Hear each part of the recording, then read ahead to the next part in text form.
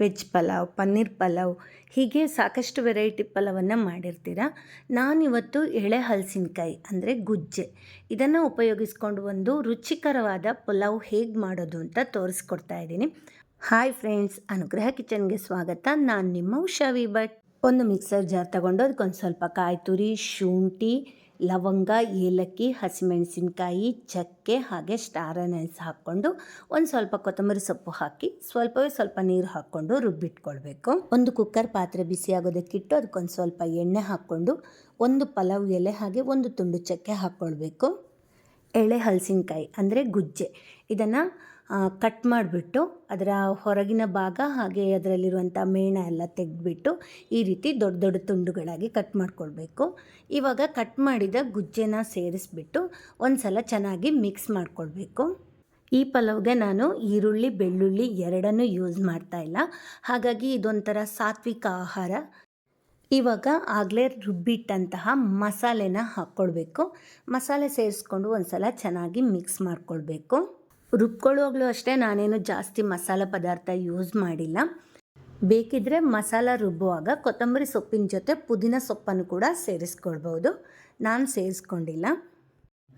ಈ ಥರ ಚೆನ್ನಾಗಿ ಮಿಕ್ಸ್ ಮಾಡ್ಕೊಂಡ್ಮೇಲೆ ಒಂದು ಸ್ವಲ್ಪ ಗರಂ ಮಸಾಲ ನಾನು ಸಣ್ಣ ಚಮಚದಲ್ಲಿ 1 ಚಮಚ ಹಾಕ್ಕೊಂಡಿದ್ದೀನಿ. ಹಾಗೆ 1/4 ಚಮಚ ಅರಿಶಿನ ಪುಡಿ, ರುಚಿಗೆ ಎಷ್ಟು ಬೇಕೋ ಅಷ್ಟು ಉಪ್ಪು ಸೇರಿಸ್ಕೊಂಡು ಒಂದು ಸಲ ಚೆನ್ನಾಗಿ ಮಿಕ್ಸ್ ಮಾಡ್ಕೊಳ್ಬೇಕು.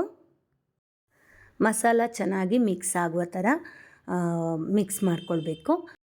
ನಾನಿಲ್ಲಿ ಸೋನಾ ಮಸೂರಿ ಅಕ್ಕಿ ಉಪಯೋಗಿಸ್ತಾ ಇದ್ದೀನಿ. ನೀವು ಬೇಕಿದ್ದರೆ ಬಾಸ್ಮತಿ ಅಕ್ಕಿ ಕೂಡ ಉಪಯೋಗಿಸ್ಬೋದು. ಚೆನ್ನಾಗಿ ತೊಳ್ಕೊಂಡಂತಹ 1 ಲೋಟ ಅಕ್ಕಿಯನ್ನು ನಾನಿಲ್ಲಿ ಸೇರಿಸ್ಕೊಂಡಿದ್ದೀನಿ. ಅಕ್ಕಿ ಸೇರಿಸ್ಕೊಂಡ್ಮೇಲೆ ಮತ್ತೊಂದು ಸಲ ಮಿಕ್ಸ್ ಮಾಡ್ಕೋಬೇಕು. ನಿಧಾನವಾಗಿ ಮಿಕ್ಸ್ ಮಾಡಬೇಕು, ಇಲ್ಲಾಂದರೆ ಅಕ್ಕಿ ತುಂಡಾಗುವಂತಹ ಚಾನ್ಸಸ್ ಇರುತ್ತೆ. ಇವಾಗ ಅಕ್ಕಿಯ 2ರಷ್ಟು ನೀರನ್ನು ಹಾಕ್ಕೊಳ್ತಾ ಇದ್ದೀನಿ. ಗುಜ್ಜೆ ಉಪಯೋಗಿಸಿರುವ ಕಾರಣ 1/4 ಲೋಟ ನೀರು ಎಕ್ಸ್ಟ್ರಾ ಸೇರಿಸ್ಕೊಳ್ತಾ ಇದ್ದೀನಿ. ಇವಾಗ ಇದನ್ನು ಒಂದು ಸಲ ಚೆನ್ನಾಗಿ ಮಿಕ್ಸ್ ಮಾಡ್ಕೋಬೇಕು.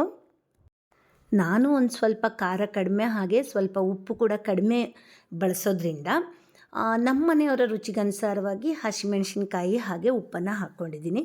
ನೀವು ನಿಮಗೆ ಎಷ್ಟು ಖಾರ ಬೇಕೋ ಅದರ ಮೇಲೆ ಹಸಿಮೆಣಸಿನ್ಕಾಯಿಯನ್ನು ರುಬ್ಬುವಾಗ ಸೇರಿಸ್ಕೊಳ್ಬೋದು. ಹಾಗೆ ಇವಾಗ ನಾನಿಲ್ಲಿ 1 ಲಿಂಬೆಹಣ್ಣು ಪೂರ್ತಿಯಾಗಿ ರಸವನ್ನು ಸೇರಿಸ್ಕೊಂಡಿದ್ದೀನಿ. ಹಾಗೆ ಸಣ್ಣ ಚಮಚದಲ್ಲಿ 3 ಚಮಚ ತುಪ್ಪ ಕೂಡ ಹಾಕ್ಕೊಂಡಿದ್ದೀನಿ. ಇವಾಗ ಒಂದು ಸಲ ಇದನ್ನು ಮಿಕ್ಸ್ ಮಾಡ್ಕೊಳ್ಬೇಕು. ನೋಡೋದಕ್ಕೆ ಎಷ್ಟು ಚೆನ್ನಾಗಿ ಕಾಣಿಸ್ತಾ ಇದೆ ಅಲ್ವಾ? ಮಿಕ್ಸ್ ಮಾಡ್ಕೊಂಡ ನಂತರ ಕುಕ್ಕರ್ ಮುಚ್ಚಳ ಮುಚ್ಚಿ ಬೇಯಿಸ್ಕೊಳ್ಬೇಕು. ನಾನು 2 ವಿಸಿಲ್ ಕೂಗಿಸಿ ಬೇಯಿಸ್ಕೊಂಡಿದ್ದೀನಿ. ನಿಮ್ಮ ಕುಕ್ಕರ್ ಮೇಲೆ ಡಿಪೆಂಡು, 2 ಅಥವಾ 3 ವಿಸಿಲ್ ಹಾಕಿಸಿ ಬೇಯಿಸ್ಕೊಳ್ಬೋದು. ಇವಾಗ ಕುಕ್ಕರ್ ಪ್ರೆಷರ್ ಹೋಗಿದೆ. ನಾನು ಮುಚ್ಚಳ ತೆಗಿತಾ ಇದ್ದೀನಿ. ನೋಡಿ ಎಷ್ಟು ಚೆನ್ನಾಗಿ ಕಾಣಿಸ್ತಾ ಇದೆ ಅಂತ. ಗುಜ್ಜೆ ಕೂಡ ಅಷ್ಟೇ ಚೆನ್ನಾಗಿ ಬೆಂದಿದೆ. ಅನ್ನ ಕೂಡ ಅಷ್ಟೇ ಉದುರುದುರಾಗಿದೆ ನೋಡಿ. ಬಿಸಿ ಬಿಸಿಯಾಗಿರೋದ್ರಿಂದ ಒಂದು ಸ್ವಲ್ಪ ನಿಧಾನವಾಗಿ ಮಿಕ್ಸ್ ಮಾಡ್ಕೋಬೇಕು. ಇವಾಗ ಒಂದು ತಟ್ಟೆಗೆ ಹಾಕ್ಕೊಂಡು ಇದರ ಜೊತೆ ಒಂದು ಸ್ವಲ್ಪ ಮೊಸರು ಅಥವಾ ರಾಯ್ತ ಹಾಕ್ಕೊಂಡು ತಿನ್ನೋದಕ್ಕೆ ತುಂಬಾ ಚೆನ್ನಾಗಿರುತ್ತೆ. ಈ ರೆಸಿಪಿ ನಿಮ್ಗೆ ಇಷ್ಟ ಆಗಿದ್ದರೆ ನೀವು ಕೂಡ ಟ್ರೈ ಮಾಡಿ, ಹಾಗೆ ನಿಮ್ಮ ಮಿತ್ರರೊಡನೆ ಶೇರ್ ಕೂಡ ಮಾಡಿ.